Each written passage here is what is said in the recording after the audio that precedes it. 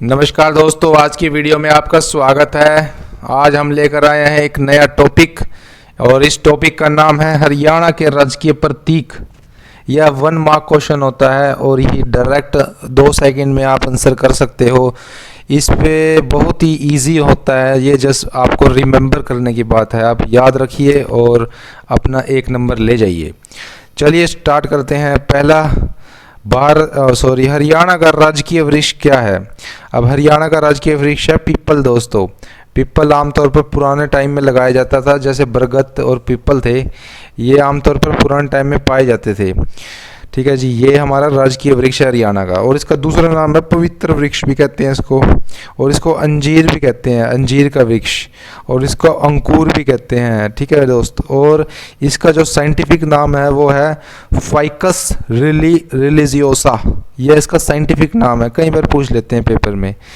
आमतौर पर तो इसका नाम पीपल और अंजीर और ये पवित्र वृक्ष कहते हैं इसको।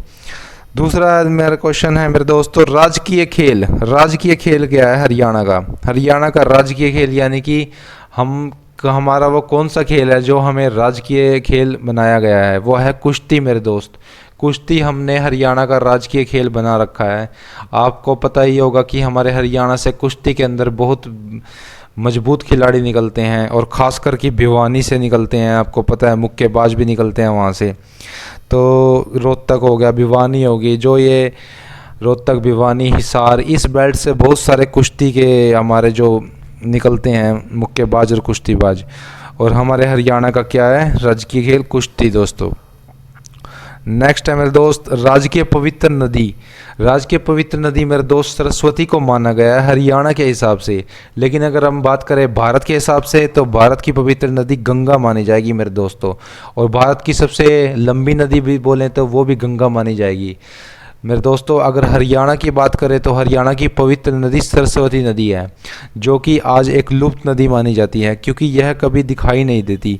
यह पुराने टाइम में प्राचीन काल में दिखाई देती थी, लेकिन आज यह नदी दिखाई नहीं देती। लेकिन हरियाणा सरकार इसका प्राचीन सरस्वती पर काम कर रही है कि इसको दोबारा इसका उद्गम किया जाए, दोबारा इसको हरियाणा में स्थापित किया जाए। इस पर कार्य किया जा रहा है। यह अभी रिसेंटली में क्वेश्चन आया था सीटी के ऊपर। तो सरस्वती नदी एक प्राचीन नदी है जो कि हरियाणा की एक राजकीय पवित्र नदी मानी जाती है। नेक्स्ट क्वेश्चन है मेरे दोस्तों, राजकीय पक्षी। राजकीय पक्षी हमारा दोस्त काला तितर माना जाता है, जिसको हम कहते हैं फ्रैंकोलिन, फ्रैंकोलिनस। ठीक है मेरे दोस्त, ये है राजकीय पक्षी। पक्षी होता है जो उड़ता है मेरे दोस्त, जो उड़ता है हवा में, वो होता है पक्षी। तो वो काला तितर है मेरे दोस्त। ठीक है। नेक्स्ट है हमारा राजकीय पशु। राजकीय पशु हमने माना है काला हिरन, जिसको कृष्ण मृग भी कहते हैं। मृग का मतलब हिरन होता है मेरे दोस्त। और इसका जो साइंटिफिक नाम है वो है एंटीलोप्स सर्विकेप्रा। एंटीलोप्स सर्विकेप्रा, यह भी कई बार पूछ लेते हैं साइंटिफिक नेम इसका, लेकिन ज़्यादातर हिंदी में इसका नाम है काला हिरन। ठीक है मेरे दोस्त, ये हमारा राजकीय पशु है हरियाणा का। लेकिन ज़्यादातर दोस्त क्या लगा देते हैं, राजकीय पशु हमारा कोई बफेलो लगा देते हैं, क्योंकि हमारा पशुपालन हरियाणा में बहुत ज़्यादा है। लेकिन हमारा राजकीय पशु काला हिरन है, ना कि बफेलो। नेक्स्ट मेरे दोस्त नोट आया हमारे पास, अगर आपको काला हिरन ना हो तो राजकीय पशु, फिर आप नीलगाय कर सकते हैं। नीलगाय भी हरियाणा में बहुत पाई जाती थी। और इसका जो साइंटिफिक नाम है बोसलाफस टैग्रोकैमलस, यह इसका साइंटिफिक नेम है मेरे दोस्त। और ये जब उसका नाम ना आए, ठीक है, तब आपको नीलगाय करना है। वैसे तो हमारा ये अपना राजकीय पशु रहेगा काला हिरन। नेक्स्ट क्वेश्चन मेरे दोस्त, राजकीय फूल। ये सबको पता है, राजकीय फूल हमारा कमल का फूल। कमल का फूल जो कीचड़ में उगता है वो हमारा राजकीय फूल है। और यह इसका जो साइंटिफिक नेम है वो है निलंबो न्यूफीरा। निलंबो न्यूफीरा, न्यू मतलब नया, फीरा हम ऐसे ट्रिक से याद कर सकते हैं। निलंबो भी नए से है और न्यूफीरा भी नए से है, दोनों नए नए से हैं। तो ये हम ट्रिक से याद कर सकते हैं। कमल हमारा निलंबो न्यूफीरा, तो यह हमारा राजकीय फूल है हरियाणा का।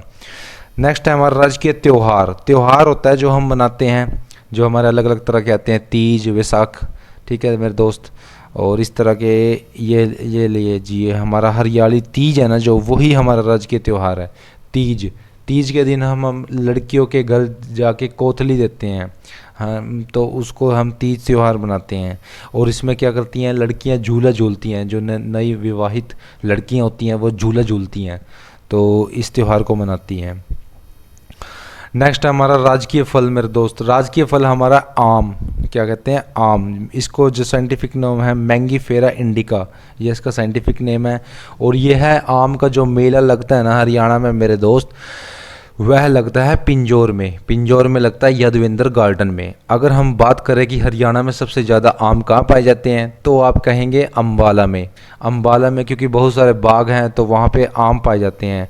लेकिन अगर बात करें मेले की, मेले में क्या होता है कि आम के प्रतियोगिता होती हैं और अलग अलग तरह की आम की वहाँ पे वैरायटी आती हैं, उनमें हम कंपटीशन करते हैं कौन सा आम अच्छा है, कौन बुरा है, या कौन कम कैपेसिटी का है, कौन ज़्यादा कैपेसिटी का है। तो उस मेले में वो चीज़ होती है और वो है यादवेंद्र गार्डन में। लेकिन अगर हम बात करें ज़्यादा कहाँ पे होते हैं, वो है अम्बाला में, राजकीय। तो नेक्स्ट क्वेश्चन है राजकीय मिठाई। मिठाई है हमारी मेरे दोस्त जलेबी। जलेबी, जलेबी आपको पता ही होना चाहिए कहाँ की फेमस है। यह मैं आपके लिए क्वेश्चन छोड़ देता हूँ, बताइए कहाँ की फेमस है कमेंट में। चलो नेक्स्ट अपना क्वेश्चन है मेरे दोस्त राजकीय उपन्यास। उपन्यास राजकीय हमारा क्या है, वह है झूठा साक्षी। झूठा साक्षी राजा राम शाहरी द्वारा यह लिखा गया था उपन्यास, और इसका नाम है झूठा साक्षी। यह है हमारा राजकीय उपन्यास। नेक्स्ट है मेरे दोस्त राजकीय हास्य कवि।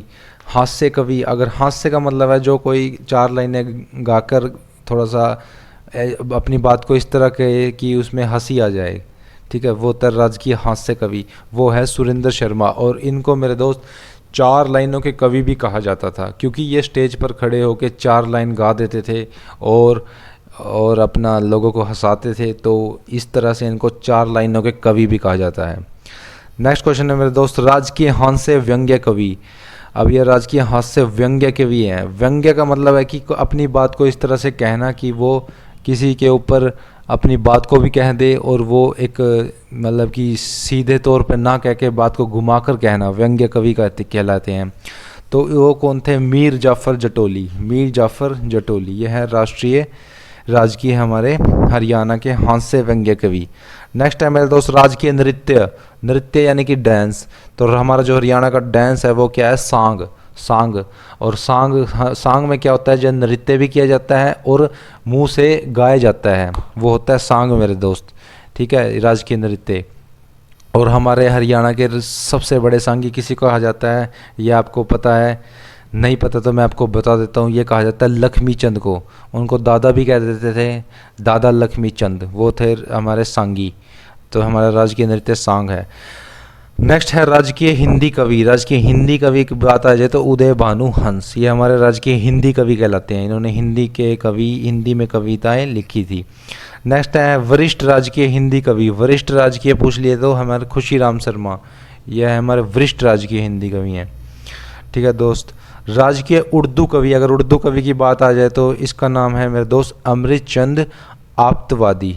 अमृत चंद आप्तवादी ये हमारे राजकीय हरियाणा के उर्दू कवि हैं, ठीक है मेरे दोस्त। और राजकीय भाषा पूछ लें तो ये सबको पता होगी, लेकिन कुछ लोग गलती कर देते हैं, जो हरियाणा में रहते हैं वे सोचते हैं हमारे हरियाणा बोली हमारी राजकीय भाषा होगी, लेकिन नहीं, राजकीय भाषा हमारी हिंदी है, हरियाणा की, ठीक है मेरे दोस्त। और भारत की भी हिंदी है और हरियाणा की भी हिंदी है। हरियाणवी है जो वह एक बोली है, वह ना भाषा नहीं है, वह एक बोली है जो आम एक इलाके में बोली जाती है। इलाका यानी कि हमारे राज्य में बोली जाती है हरियाणवी, ठीक है मेरे दोस्त। और अलग अलग तरह की भी और इलाके के हिसाब से बंटी हुई है, जैसे खादर, बांगर, ये और अलग टाइप में बंटी हुई है इलाके के हिसाब से। और जो अगर राजकीय भाषा की बात करें तो हिंदी है मेरे दोस्त, ना कि हरियाणवी। नेक्स्ट है राजकीय संग्रहालय। राजकीय संग्रहालय यानी कि धर्मवीर संग्रहालय, जो कि हिसार में है। संग्रहालय होता है जब कई चीज़ को हम संग्रह के रखते हैं, मतलब कि कोई पुरानी हमारी चीज़ें हैं, प्राचीन चीज़ में है जो बहुत इम्पोर्टेंट है हमारे लिए, उसको हम संग्रह के रखते हैं, मतलब कि संभाल के रखते हैं, तो वो संग्रहालय कहलाता है। तो हमारा जो हरियाणा का राजकीय संग्रहालय वो क्या है, धर्मवीर संग्रहालय है। और कहाँ पे है ये, हिसार में है मेरे दोस्त, हिसार में, ठीक है मेरे दोस्त, इसी तरह हमारी आज की वीडियो हुई समाप्त, और मैं ऐसे ही आपके लिए नए नए टॉपिक्स लाता रहूँगा जो आपको सीईटी में बहुत ही हेल्प करेंगे, ग्रुप सी और ग्रुप डी में। और आपको किसी तरह की वीडियो चाहिए तो मेरे को बताना, कि मैं आपको यूं ही पढ़ाता रहूँगा और मैं अपना ज्ञान आपको बांटता रहूँगा। अपना ज्ञान आपको भी और हमारा भी, दोनों तरफ से हम ज्ञान को आगे बढ़ाएंगे और हमारी ज़िंदगी का जो भी अंधकार है उसे हम पीछे रखेंगे। ठीक है मेरे दोस्त, मिलते हैं नेक्स्ट वीडियो में। Bye bye.